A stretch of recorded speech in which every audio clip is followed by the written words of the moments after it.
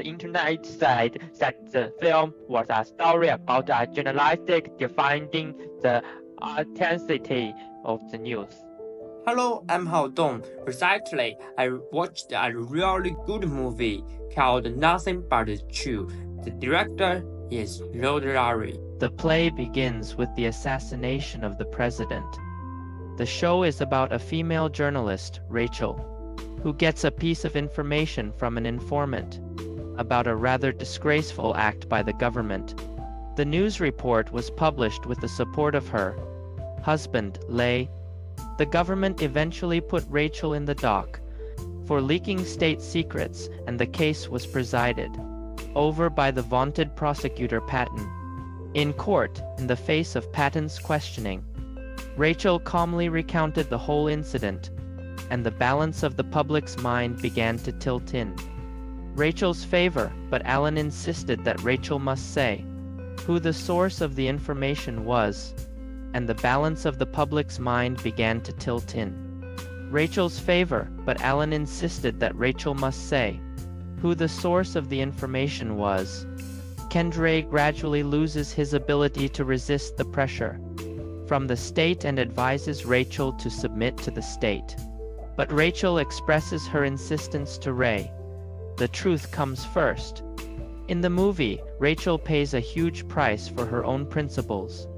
She was detained for a year, and her husband, who believed that his wife valued principles above the family, fired her from the newspaper she worked for because of government pressure, and lost custody of her son. Her courage to disclose facts and her ethics as a journalist have only earned her a Pulitzer Prize nomination. This can't help but cause me to think deeply. Nothing but the truth, is it worth it? Safeguarding state secrets may be our duty and responsibility for a citizen. But when state secrets become a secret to cover up the mistakes of those in power, shouldn't citizens be brave enough to stand up and reveal the truth? Should I be more courageous to stand up?